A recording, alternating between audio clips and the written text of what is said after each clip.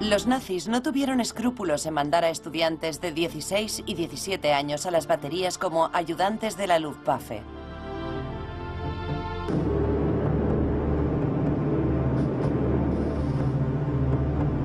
Desde una altura de 7.000 metros, los bombarderos soltaban su carga mortal.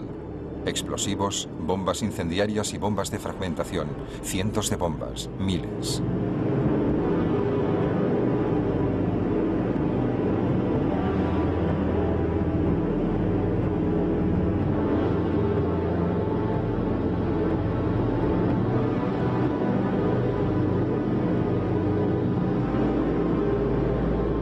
Al final de la guerra, solo los norteamericanos habían soltado casi 2 millones de toneladas de bombas sobre Europa para lograr detener la maquinaria de guerra alemana.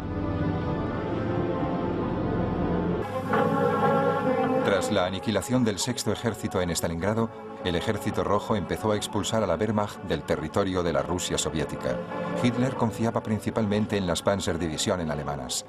Aplazó la contraofensiva una y otra vez para poder desplegar un último modelo de tanque, pero en verano de 1943, la Operación Ciudadela se convirtió en un desastre en Kursk. En los Balcanes, los alemanes se veían asediados por las unidades partisanas. En agosto de 1943, el comandante partisano Josip Broz, conocido por Tito, recibía a una delegación militar angloamericana en su refugio de las montañas. Un cámara del Servicio Secreto Norteamericano, la OSS, captaba la escena.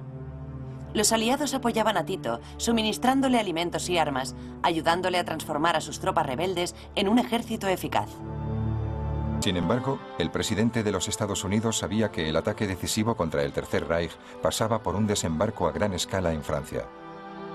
Mientras Roosevelt pasaba sus vacaciones en su casa de Nueva York, el Estado Mayor aliado se preparaba para la acción. En 1943, los ataques sobre objetivos en la Francia ocupada y en Alemania estaban aún llenos de peligros.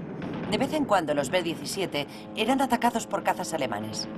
Los aviones tocados por el fuego antiaéreo eran presa fácil para los ágiles cazas alemanes.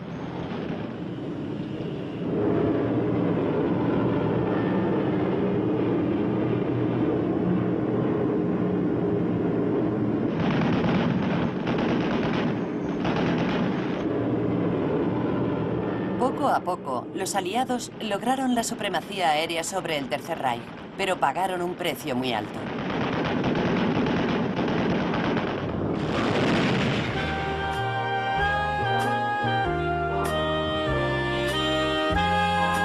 Mientras tanto, Inglaterra se convirtió en la zona principal de despliegue aliado en Occidente. La Operación Overlord era ya inminente. Barcos llenos de tropas llegan a Europa, sobre todo desde los Estados Unidos. El sur de Inglaterra se convierte en un campamento gigantesco. A finales de mayo, los principales periodistas norteamericanos se habían unido a la tropa para cubrir el mayor desembarco de la historia desde la línea del frente.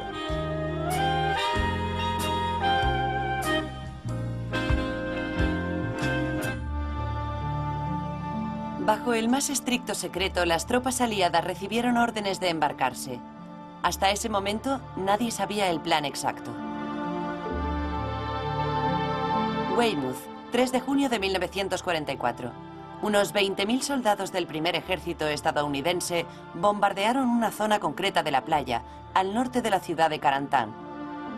Su nombre en clave era Playa de Utah. Los soldados, especialmente los norteamericanos, creían que vencerían a los alemanes con facilidad.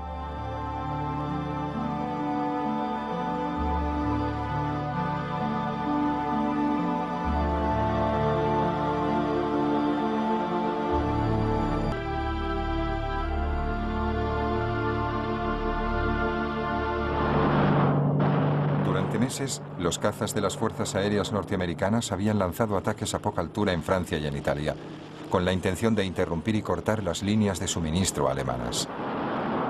Aquí vemos una unidad de Thunderbolts en una misión ininterrumpida en el sur de Italia, atacando las fortificaciones alemanas y los trenes de mercancías. Un equipo dirigido por el director de Hollywood, William Wyler, filmó esta acción espectacular para un documental.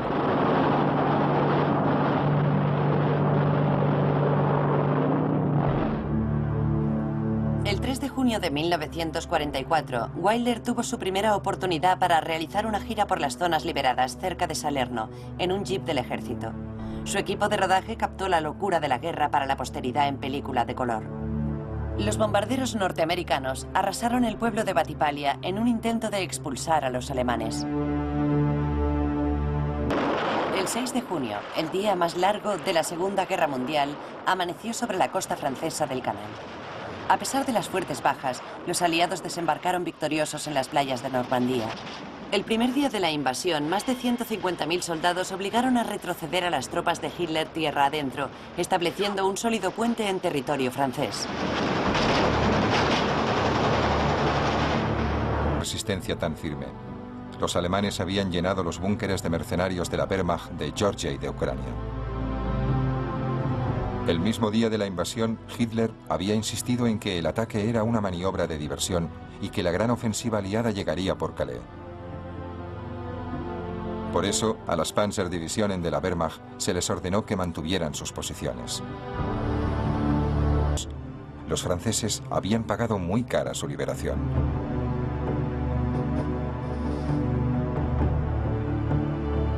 $21.000 soldados de la Wehrmacht se hicieron fuertes en la ciudad de Cherburgo, ofreciendo una resistencia feroz a los norteamericanos. El 26 de junio, los alemanes, superados en número, se vieron obligados a rendirse.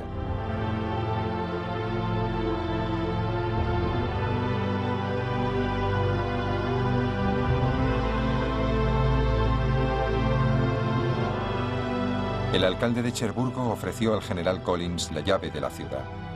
Se empezaba a ver claro que la invasión había triunfado. Las tropas se preparaban para asestar el golpe decisivo contra el Tercer Reich. Su objetivo, Berlín. La marea de la guerra total de Goebbels se volvía contra los alemanes.